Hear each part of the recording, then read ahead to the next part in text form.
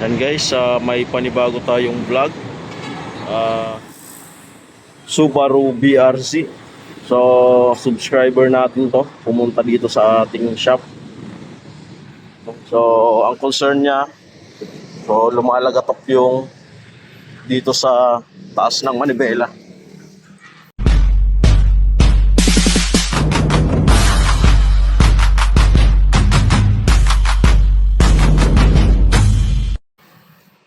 So, lumalagatok yung dito. Ikot natin para makasiguro tayo.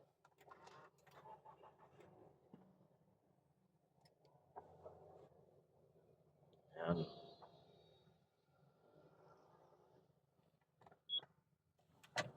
Subukan natin kung talagang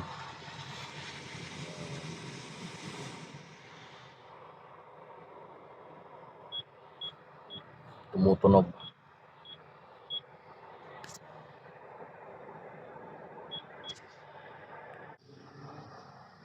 So, subukan natin.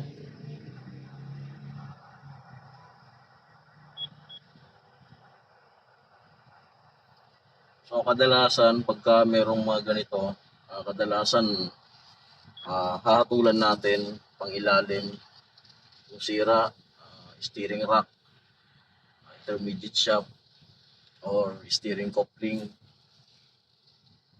So, tingnan natin to.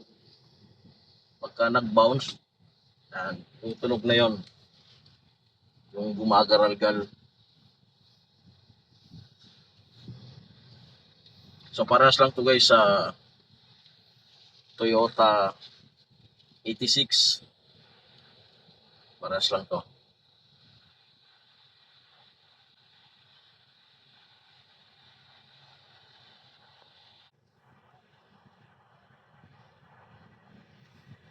So, kung maririnig nyo to, dadaan mo sa lubak. Yung tumutunog dito.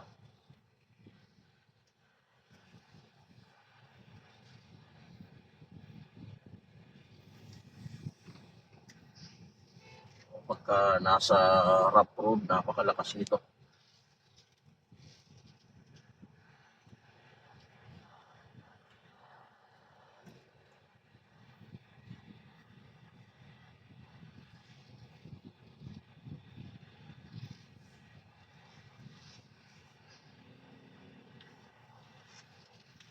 Maklasin na natin.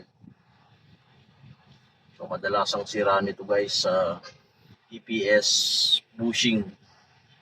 So, kung makita nyo yung nakaraan nating vlog, katulad dun sa Mazda 3. So, parehas na parehas to. Parehas na parehas yung gagawin.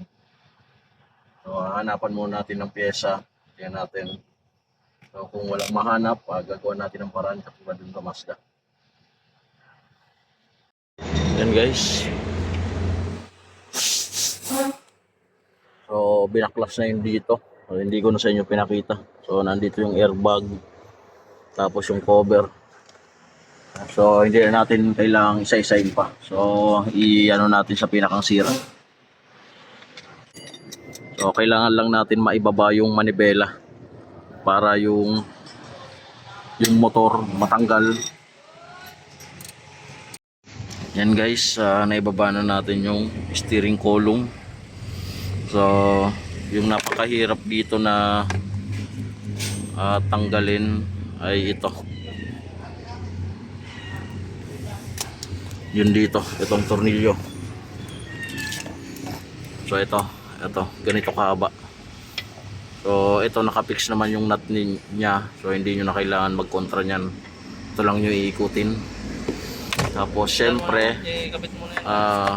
ito yung nut dito. So napakadali lang naman yan. Dyan lang naman yan sa dalawa. Yan. So kailangan natin matanggal to. So kabilaan 12. So okay lang naman to guys na nakaganito. Hindi naman persado yung mga wire nito. So tanggalin natin.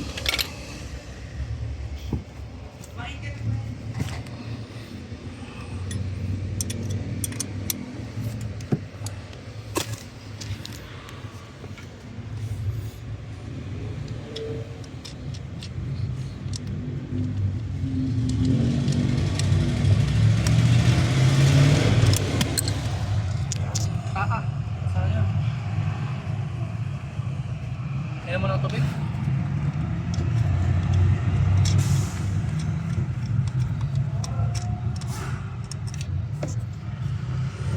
So, 2 yan. O, tingnan natin.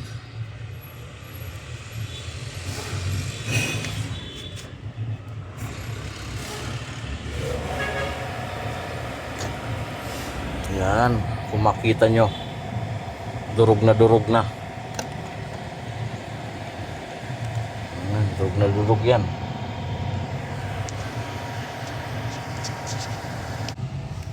Yan, durog na durog guys. So talagang malakas talaga yung tunog nito. Yan. So ito yung gagawa natin ng paraan dahil wala na naman tayo makita na EPS bushing. So gagawa na naman natin ng paraan para mawala lang yung tunog nito. Yan guys, so ito na. Ginawa na naman natin ng paraan dahil wala namang mahanapan. So makita nyo yung nakaraang vlog, yung Mazda 3. So ginawa din natin ng paraan yun.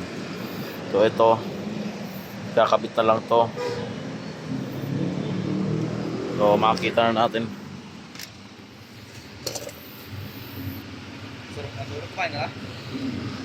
Yan.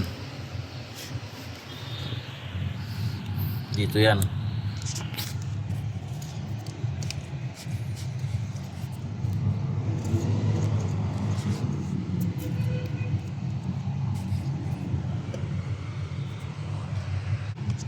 Yan guys. So saktong sakto. Yan. So ganyan yan.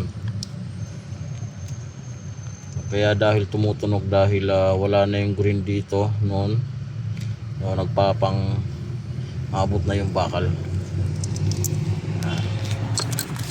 Tapos ikakabit natin ito.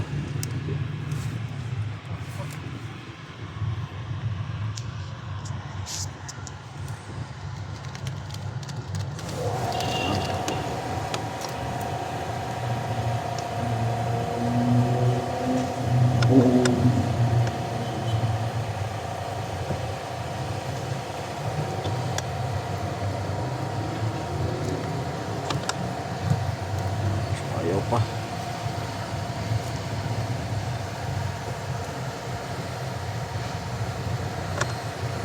Kailangan makashoot yan ganun. Yan.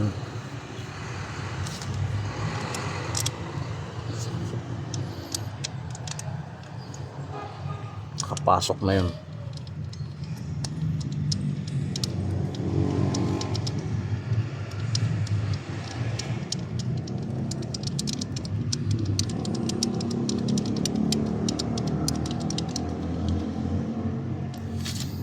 Kabilaan yung tornilyo.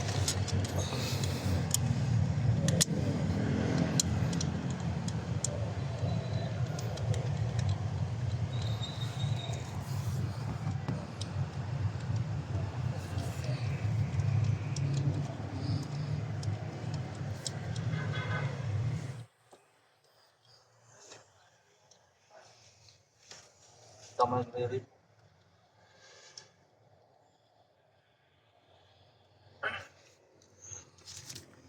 Tapos sikpitan na natin.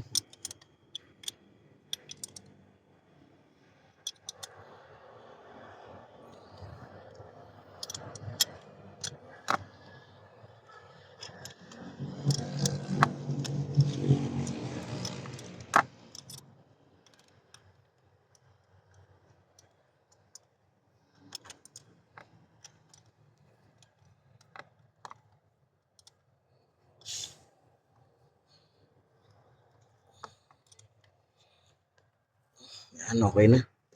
So ikakabit na lang to guys. Tapos tingnan natin. Yan guys, nabuo na. So subukan na natin tong i-road test kung talagang may tunog pa. So subukan na natin. Start natin. Yan. Sige, takpan. Tapos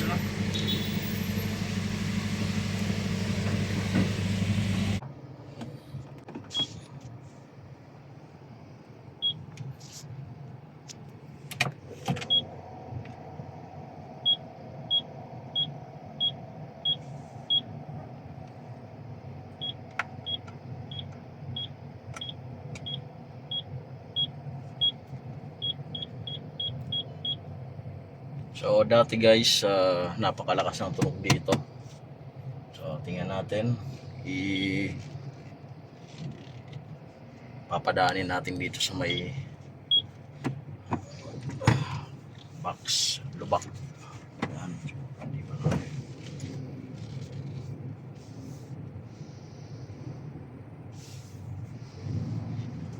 Tingnan natin kung meron. Wala na. Wala nang tunog. Isa pa.